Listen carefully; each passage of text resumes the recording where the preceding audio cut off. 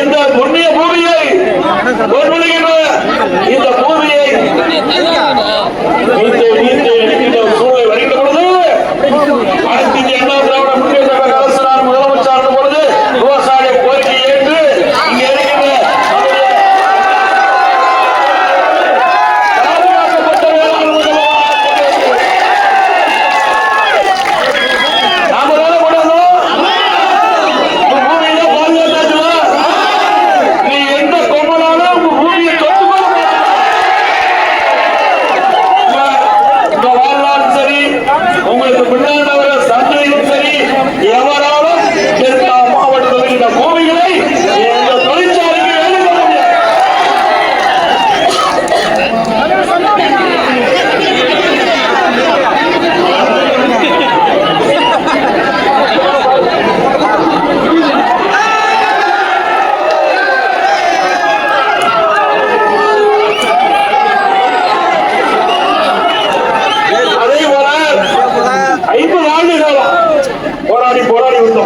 ஒவ்வொரு வருஷம் போராடிதான் கர்நாடகத்திலிருந்து அவருக்கு தண்ணீர் கேட்டு வந்தோம்.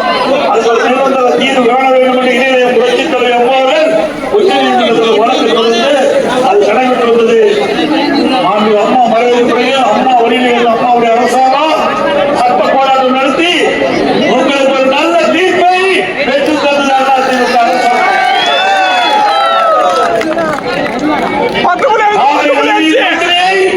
நீக்கப்படுவதற்கு காரணமாக அரசாங்கம் அதிமுக அரசாங்கம்.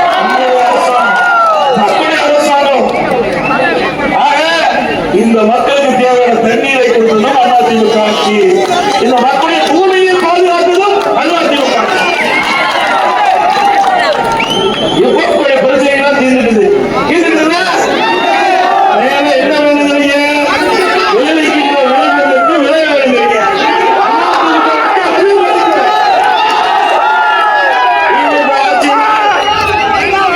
விவசாயி உற்பத்தி செய்யப்பட்ட நல்ல நேரடி கொள்முதல் கொண்டு சென்று விற்பனை செய்ய முடியல.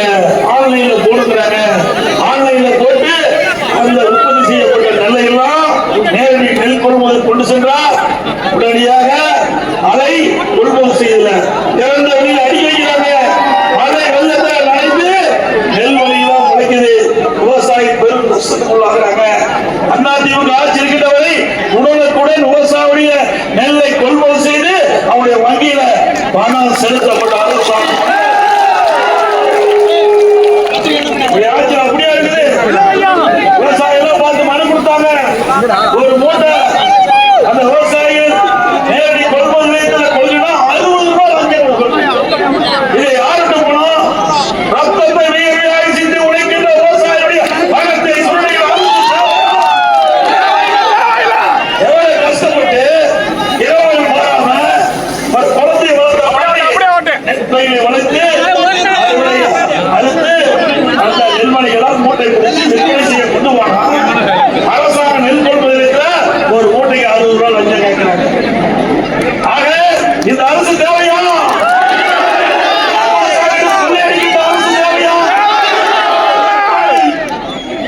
உழைப்பாளியை புரிஞ்சுக்கின்ற அரசு தேவையா? கஷ்டம்.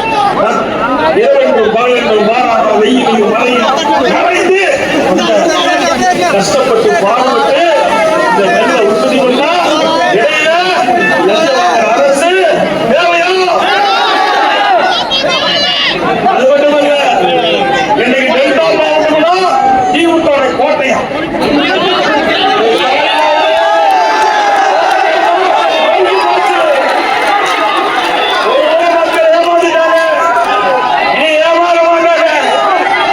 மக்கள் விழித்து விழாவை ஒழித்துக் கொள்வார் என்று முடிவு செஞ்சிட்டாங்க.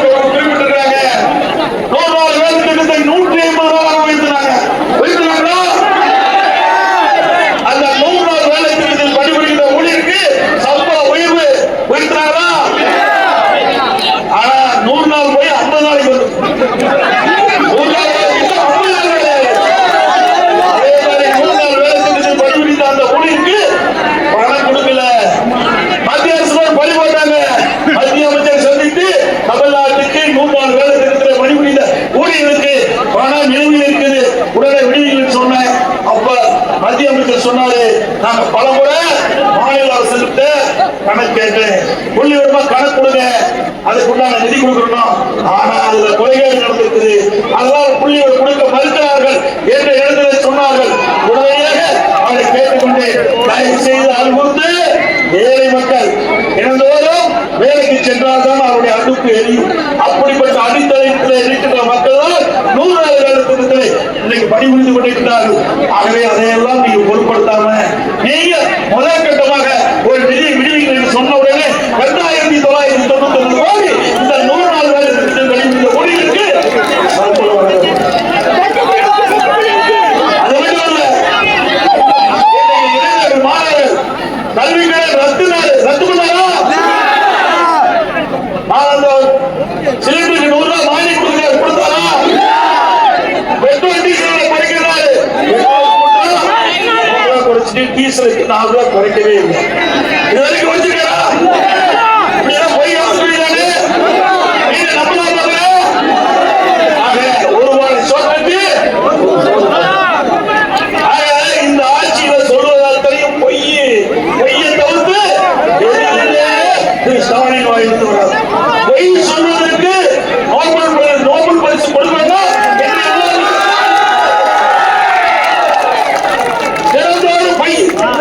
பொய்ய மெய்யாக்கிறதுக்கு எவ்வளவு வழி பார்க்கிறாரு. பொய்யுதான், உண்மைதான். நாம உண்மையை பேசுறோம். அதனால நீங்க மக்கள் எல்லாம் கடவுள் காட்சி அளிக்கிறது. அதே மாதிரி இந்த பகுதியில் பாத்தீங்கன்னா இங்க திருக்கடை ஊர்னு ஒரு ஊர் இருந்தது. அந்த ஊர்ல சாலை மக்களுக்கு குறை கேட்டார். அப்ப ஒரு பகுதி ஆசிரியர், அவர் பேரும் சாலியின் பேரு. அப்ப அவர் சொன்னாரு, நாங்க பகுதி ஆசிரியர் இருக்கிறோம், நீங்க உங்களுடைய ஆட்சி வந்தோடனே எங்களுக்கு ஒரு நிரந்தர பணி ஆசிரியர் மாற்றி கொடுத்து சொன்னாரு. அப்ப ஸ்டாலின் சொன்னாரு, இந்த ஸ்டாலின் கொடுக்கிற கோரிக்கை இங்க அவர் ஸ்டாலின் நான் முதலமைச்சர் உடனே உங்களுடைய கோரிக்கை நிறைவேற்ற சொன்னாரு. இன்றைக்கு அவர் அங்க டிபிஐ அந்த இடத்துல போராட்டம் பண்ணி இருக்கிறாங்க. ஸ்டாலின் கொடுத்த வாக்குறுதி நிறைவேற்றினாரா?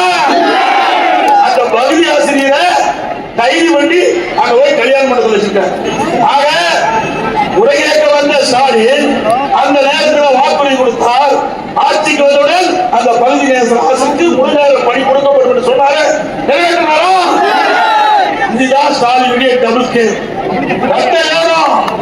ஸ்டாலினர்களே படிக்காது. உங்களுடைய ஆட்சியில விவசாய போராட்டம், பகுதி ஆசிரியர் போராட்டம், அப்புறம் போக்குவரத்து ஊழியர் போராட்டம், அந்தவாடி ஊழியர் போராட்டம் நடக்காத நாளே இல்லை. தினந்தோறும் போராட்டம் என்று போராட்ட களமாக தமிழ்நாடு உருவாகி இருக்குது. ஸ்டாலின் அவர்களே, தமிழகத்தில் சட்டம் அடியோடு அழிந்து போதை கஞ்சா எங்க பார்த்தாலும் கஞ்சா விற்பனை அமர்வுகள் இருக்குது. 3 வருடத்துக்கு முன்பே நான் தெரிவித்தேன், இந்த அரசுக்கு எச்சரிக்கையாக அறிவித்தோம். ஸ்டாலின் அவர்களே, திராவிட முன்னேற்ற ஆட்சி வந்த பிறகு எங்கே பார்த்தாலும் கஞ்சா விற்பனை அதிகமாக இருக்கிறது, போதைப் பொருள் அதிகமாக விற்பனை இருக்கிறது, அதை கட்டுப்படுத்துங்கள் என்று சட்டமன்றத்தில் பேசினேன், அறிக்கை வெளியிட்டேன், தொலைக்காட்சி வாயிலாக பேட்டி கொடுத்தேன். அப்பெல்லாம் காது அதில் கொடுக்கவே இல்லை. இன்றைக்கு கொல்ல திருட்டு வழிபறி பாலி சீட்டல் நடப்பதற்கு காரணம் இந்த கஞ்சா போதை ஆசிரியர். அதோடு இப்ப ஸ்டாலின் பேசுறாரு தொலைக்காட்சியில, போதையில் செல்லுவதீர்கள், போதையில் செல்லாதீர்கள் இன்றைக்கு முதலமைச்சர் சொல்றார். அப்படின்னா அவரே ஒத்துக்கிட்டார். தமிழ்நாட்டில் போதைப் பொருள் விற்பனை இருப்பதை ஒத்துக்கொண்ட முதலமைச்சர் இன்றைய முதலமைச்சர் ஸ்டாலின். நான் சொன்னதை கட்டுப்படுத்தினா இந்த மாணவர்கள், இளைஞர்கள், பொதுமக்கள் சீரழித்திருக்கிறது நிலை வந்திருக்காது. இப்படிப்பட்ட நிலை தமிழகத்தில் வருவதற்கு காரணம் நிறைவேற்றாத முதலமைச்சர், உண்மை முதலமைச்சர் தமிழகத்தை ஆளுகின்ற காரணத்தால் இன்றைக்கு நாடு குட்டிச்சோராகிவிட்டது, நாடு சீரழிந்து கொண்டிருக்கிறது, சட்டம் ஒழுங்கு சக்தி சிரித்துக் கொண்டிருக்கிறது. இதுக்கெல்லாம் முடிவு கட்ட 2026 சட்டமன்ற பொதுத்தேர்தலில்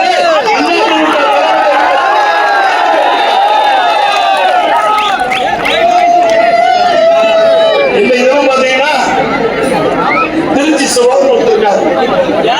மாநிலங்களவையில திமுகவுடைய அந்த குழு தலைவர் அவர் இன்னைக்கு ஒரு கருத்து சொல்லியிருக்கிறார். 2 நாளைக்கு முன்னாடி காமராஜர் பத்தி ஒரு 50 செய்தி வெளியிட்டிருக்கார்.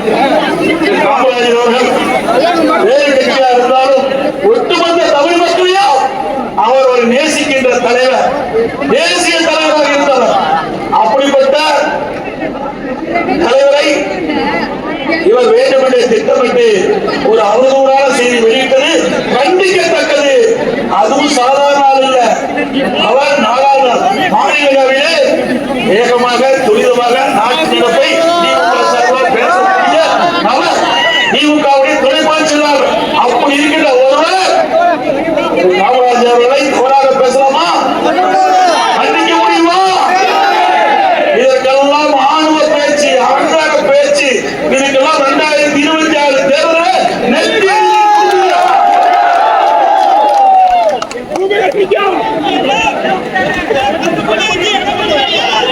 அப்புறம் இன்னொன்னு பேசிட்டு பஸ் வந்தா சுந்தரம் டிராவல்ஸ் வரணும்.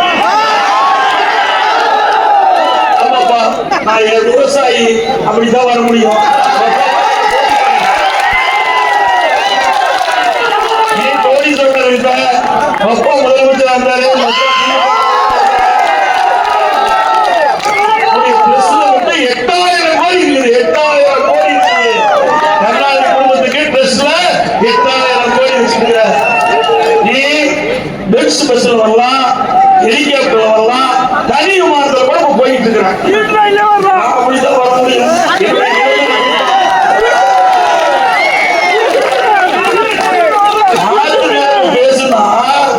நாட்டு நடப்ப பேசுன்னு சொன்னா நான் வர பஸ் பத்தி பேசிட்டு நாட்டு மக்களுக்கு நான் பஸ் வர தெரிவித்ததுக்கு நன்றி. அது மட்டும் இல்ல, இன்னைக்கு தமிழகத்தில் ஓடுற பஸ் எல்லாம் சுந்தர டிராவல்ஸ் மாதிரி தான் ஓடுது. நீங்க நகர பேருந்துல ஏறி ஏறினதா உயிருக்கு உத்தரவாதம். அப்படியே கல்விட்டு ஓடுது.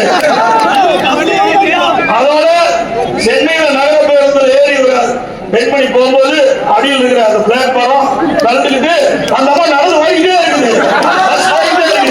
நல்ல வேலைக்கு கட்டி நிறுத்தனாட்டியா உயிர் பிழைத்தாங்க. அப்ப நாம கொடையில எதிர்ப்பிச்சிருக்கிறோம். மழை வந்தா வீதியில் உணவு பிடிச்சிட்டு போவோம். பஸ்ல இருந்தா மழை வந்தா பஸ்ல ஒழுங்குனா கொடை பிடிக்கிற பஸ் வச்சுக்கிட்டு என்னை திட்டிக்கிட்டு பேசுறான். சுந்தரா டிராவல்ஸ் பேசிட்டு போய் என்ன வேணாலும் பேசிட்டு போ. மக்களை பத்தி நான் கவலைப்பட்டிருக்கிறோம். இந்த மக்களுக்கு என்ன செய்ய வேண்டும், எப்படி செய்ய வேண்டும், அதை செய்தால் எப்படி நன்மை அளிக்கும் மக்களுக்கு, அதுதான் என்னுடைய உங்களை போல போட்டோ ஷூட் போட்டுட்டு கோட் ஷூட் போட்டுட்டு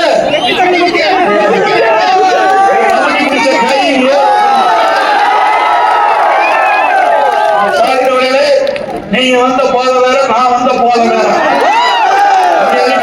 நபர்கள் மாதிரி என் முன் நிற்கின்ற அருமை தோழர்கள் மாதிரி இங்க இருந்து தலைவருடைய பேச்ச கேட்டு மெல்ல மெல்ல கிடைச்சால் இருந்து ஒன்றிய பொறுப்பு, மாவட்ட பொறுப்பு, மாநில பொறுப்பு, எம்எல்ஏ, எம்பி, பதவிக்கு வந்த அமைச்சர், அப்புறம் தான் முதலமைச்சர். ஆக கடினமாக உழைத்து யாருடைய சுபாசம் இல்லாம நான் வந்து உழைப்பால் விசுவாசத்தால் உயர்ந்தேன்.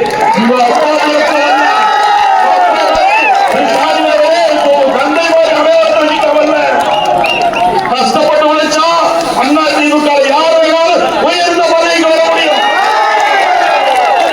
திமுக ஆட்சியில் வர முடியுமா? சொல்லு பார்க்கலாம். எனக்கு முன்னால கவுண்டர் சொல்லுவாரு,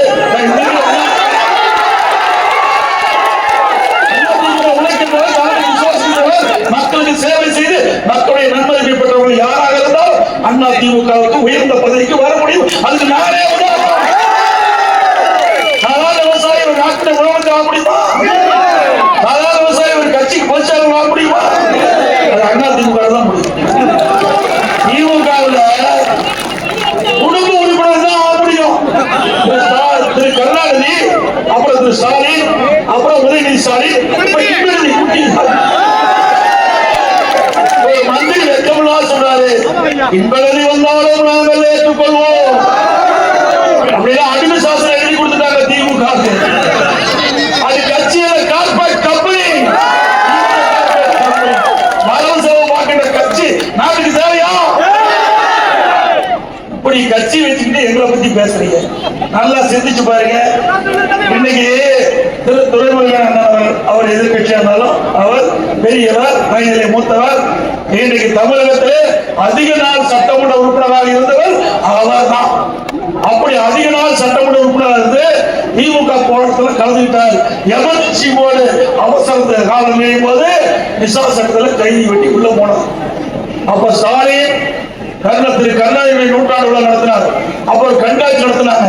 அந்த கண்காட்சியில ஸ்டாலின் விசாசனத்துல ஜெயில் இருக்கிற மாதிரி அப்படியே ஒரு அழகா இருந்துச்சு. அதுல அமர வச்சிருந்தாங்க. அதுல காட்சிப்படுத்தி இருந்தாங்க. ஏப்பா உனக்கு முதலமைச்சர் எல்லாம் செஞ்சுட்டேன். துறைமுறை அவ்வளவு கஷ்டப்பட்டார். அவரை பத்தி எதாவது நினைச்சு பாத்தீங்கன்னா சரி விட்டுருங்க.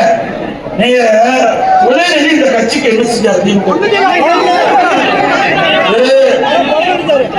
துறைமுறை வந்து எவ்வளவு கஷ்டப்பட்டு இந்த கட்சி வளர்ந்தார். அவருக்கு துணை முதலமைச்சர் கொடுக்கல, உதயநிதிக்கு துணை முதலமைச்சர். அந்த ஜனநாயகம் இருக்குதா? அந்த கட்சி உருப்படியாமா? முடிஞ்சு போய் 2026 சட்டமன்ற தேர்தலில் திராவிட முன்னேற்ற கழகத்திற்கு 3வது தேர்தலாக இருக்கும். அது மட்டும் இல்ல, நீங்க இந்த ஆட்சி வரைக்கும் மின் கட்டணம் 52% உயர்த்திட்டாங்க. ஆண்டுக்கு 5% உயர்த்திக்கிறாங்க. இப்போ மின்சாரத்தை தொட்டாத்தான் ஷாக் அடிக்கும். கரண்ட் பில்ல கேட்காத ஷாக் அடிக்கும் திமுக ஆட்சி. அவ்வளவு மோசமா போச்சு. அப்புறம் வீட்டு வரி, இந்த நகர பகுதியில் இதெல்லாம் வீட்டு வரி அதிகம், தேர்தல் வீட்டு வரி அதிகம், கட வரி அதிகம். வீட்டு வரல வேற இன்னைக்கு மின்சார கட்டணம் குப்பை வரியை போட்டார். அது கூட வரி போடுறவருடைய அரசாங்கம் திமுக அரசாங்கம். நாட்டில் வேற எந்த அரசாங்கம் இல்லை. அதே விவசாயிகளுக்கு 2 முறை கடன் தள்ளுபடி செய்த ஒரே அரசாங்கம் பண்ணா திமுக அரசாங்கம். விவசாய தொழிலாளிக்கு பசு வீடு கட்டி கொடுத்தோம். உடல் பாதுகாப்பு திட்டங்களுக்கு உதவி செஞ்சோம். இப்படி நிறைய திட்டங்கள்.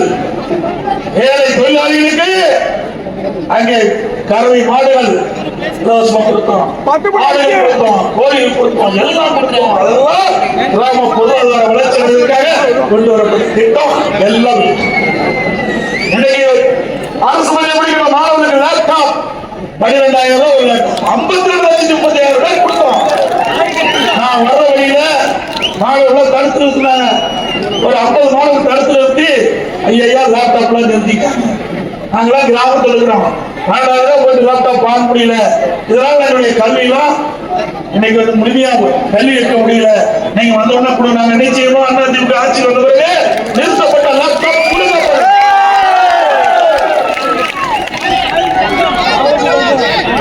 அதே போல இன்னைக்கு ஏழை எளிய குடும்பத்தில் பிறந்த பெண்கள் உரிய நேரத்தில் திருமணம் நடைபெற வேண்டும் என்பதற்காக தாலிக்கு தங்கம்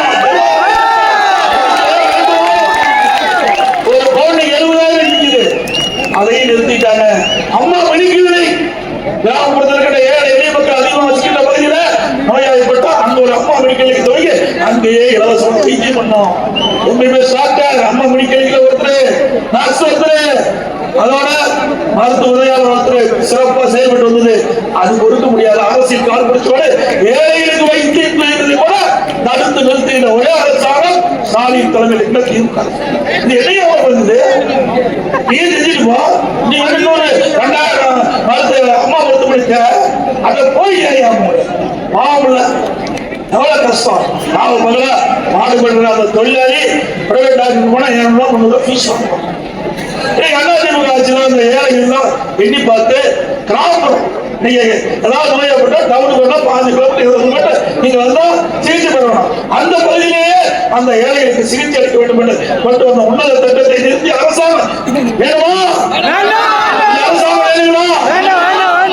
ஏழைகளுக்கு துரோகம் செய்த அரசு வேணுமா? அதோட அண்ணா திமுக ஆட்சி இருக்கின்ற பொழுது தைவிடத்தான் வழிபிறக்கும். தை பொங்கல் என்று எல்லா இடங்களிலும் தை பொங்கல் பொங்கல் என்பதற்காக 2,500 ரூபாய் கடமை கொடுத்தோம். ஏழைகள் மகிழ்ச்சியோடு தை பொங்கலை கொண்டாட வேண்டும் என்ற எண்ணத்தை அடிப்படையில் அந்த அறிவிச்சு கொடுத்தேன். நான் கிராமத்தில் வாழ்ந்ததால கிராமத்தினுடைய மக்களுடைய அருமை பெருமை எல்லாம் அறிஞ்சிருக்கிறேன். கஷ்ட நஷ்டம் தோணும் ஏழைகளோடு ஏழையாக வாழ்ந்ததாக மக்களோட மக்களாக வாழ்ந்த காலத்திலே மக்களுக்கு என்ன பிரச்சனை என்பது அனுபவ ரீதியாக தெரிந்தவன் என்பதை காரணத்தால் இந்த திட்டத்தை எல்லாம் கொண்டு வந்து நிறைவேற்றின.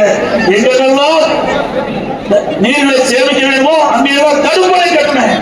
குடிமராமத்து திட்டத்தை கொண்டு வந்து ஏரி குளம் குட்டை எல்லாம் தூர்வாரி விவசாயிக்கு இலவசம் மண்டலம் கொடுத்தாங்க. அதையும் நிறுத்திட்டீங்க. இந்த ஆட்சியில் என்னதான் சாதனை பண்ணீங்க? கொள்ளையடிச்சு ஒண்ணா சாதனை. கமிஷன் கலெக்ஷன் கரெக்ஷன் அது தாரக மந்திரம் திமுக. அதே போல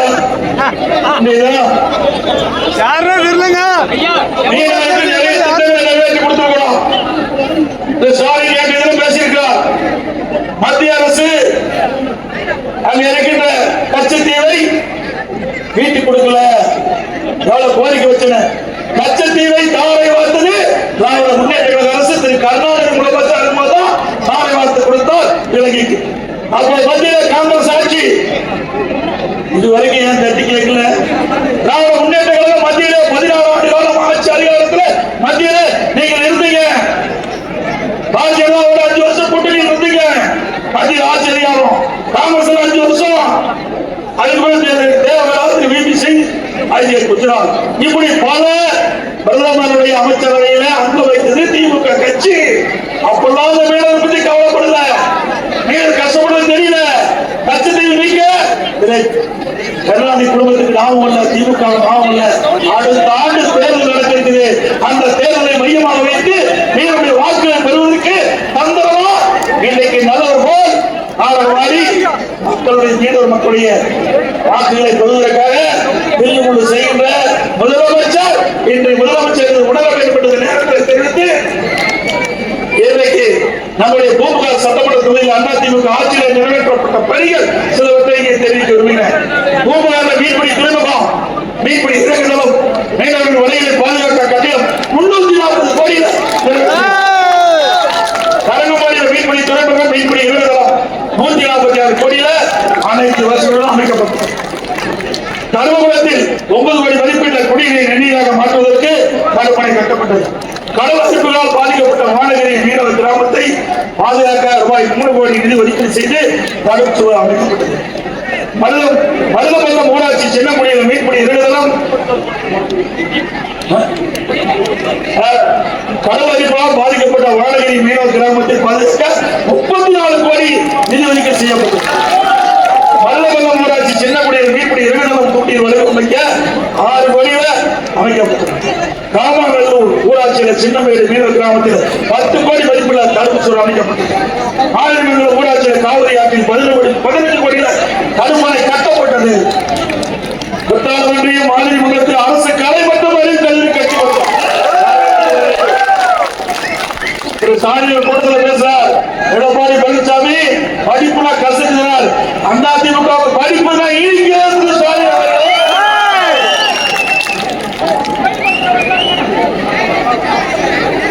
எழுதப்படி திருவள்ளூரில் அரசு உயர்நிலைப் பள்ளியிலே மேல்நிலைப்படியாக தரம் உயர்த்தப்பட்டது.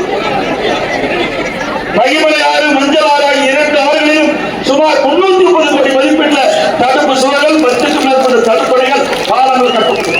கரகம்பாடி பேரூராட்சி பெரிய புதிய பேருந்து அமைக்கப்பட்டது. சந்திரபாடி ஊராட்சி சந்திரபாடி மீனவர் கிராமத்திற்கு தூண்டி வலையில் 10 கோடி அமைக்கப்பட்டது. வீரசோழ நாட்டில் சுமார் 23 கோடி தடுப்பணைகளும் 15க்கும் மேற்பட்ட தடுப்பணைகளும் பாலங்கள் கட்டப்பட்டது. மாணிக்கப்பட்டு ஊராட்சி தமிழ்நாடு நுகர்வோர் வாழ்வு கழகம் மூலம் நெல் சேமிப்பு கிடங்கு 15 கோடியில பூம்புகார் தொகுதியில் மருதப்பள்ளம் ஊராட்சி வெள்ளை பெருமாநல்லூரை இணைக்க அம்மன் ஆற்றின் குறுக்கே சின்னக்குடி அருகே 15 கோடியில பாலம் அமைக்கப்பட்டது. பூம்புகார் தொகுதி கரங்கம்பாடி தாலுகா சந்திரப்படி முட்டுக்கரணை ஆற்றின் குறுக்கே 5 கோடி மதிப்பில் பாலம் அமைக்கப்பட்டது. மேமாத்தூர் ஊராட்சி புதுக்கிராமம் வல்ல பகுதியில் பாலத்துடன் கூடிய சாலை 3 கோடியில் அமைக்கப்பட்டது. நிறைய திட்டங்களை நிறைவேற்றுகிறோம். எதற்காக சொல்றேன்னா சாலை போற பக்கம் தான் எடப்பாடி பழனிசாமி என்ன செஞ்சார் இத்தனை செஞ்சிருக்கிறேன்.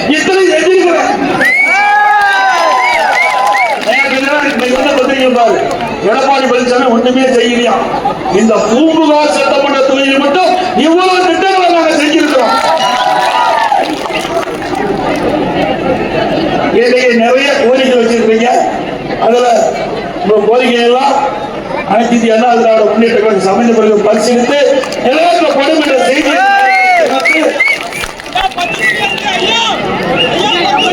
பாருங்க. உங்களுடன் ஸ்டாலின் ஸ்டாலின் இப்பதான் ஞாபகம் வந்து மக்களை பற்றி ஓட்டு போட்ட மக்களை பற்றி இப்பதான் ஸ்டாலினுக்கு ஞாபகம் வந்திருக்குது. நேற்று தினம் தடை வச்சிருக்காரு. உங்களோட ஸ்டாலின் தடை வச்சிருக்காரு. என்ன நோட்டீஸ் 36 ஐட்டங்கள் இருக்குது, கோரிக்கை இருக்குது. இதுல உங்களுக்கு ஏதாவது குறை இருந்தா வீடு வீடா அரசு அலுவலர் வருவாங்களா, அந்த கோரிக்கையை சொன்னா 45 நாள்ல நிறைவேற்றி கொடுக்குறாங்க. 4 வருஷம் என்ன பண்ணிட்டு 4 வருஷம் என்ன பண்ணிட்டு மக்கள குறை இருந்து ஆட்சியில குறை என்பதாக ஒத்துக்கொண்ட முதலமைச்சருக்கு நன்றி. இதே போலதான் இவர் எதிர்கட்சி தலைவராக இருக்கும் போது ஊரோட போனார். அவருடைய கட்சி எம்எல்ஏலும் போனாங்க, உதயநிதி ஸ்டாலின் போனார். அங்க ஏதாவது ஒரு திட்டு கேட்டா ஒரு பாயை வச்சு போட்டு ஊர் மக்களை அழைச்சு உங்களுக்கு என்ன குறை இருக்குது அந்த குறையெல்லாம் மனுவா எழுதி நான் கொண்டு வந்த பெட்டி வச்சுக்கிறேன், பெட்டியில போடுங்க, நான் போட்டு சீலை வச்சு பத்திரமா வீட்டுக்குள்ள வச்சுக்கிறேன். திமுக ஆட்சி வந்தவர் அந்த பெட்டி எடுத்து சீலை உடைச்சு பூட்டை திறந்து ஒரு மனுவை படிச்சு கோரிக்கை நிறைவேற்றன்னு சொன்னார். அப்படி எதுக்குது இதற்காக மனு கொடுத்தாச்சுங்களா? அப்படி எதுக்கு மனு வந்து நோட்டீஸ் எடுத்து விடுவிடா கொடுக்குற? எப்படி தந்திரமா மக்களை ஏமாற்றுவது என்பதை திமுக நல்லா தெரியும், திமுக தலைவருக்கு நல்லா தெரியும். யாரும் ஏமாந்துடாதீங்க. ஒரு முறை ஏமாந்து கஷ்டத்தை அனுப்பிச்சுட்டு இருக்கிறோம். ஆகவே அடுத்த ஆண்டு வருகின்ற சட்டமன்ற பொதுத் தேர்தலில் அனைத்து இந்திய அண்ணா திராவிட முன்னேற்ற கழக வேட்பாளருக்கு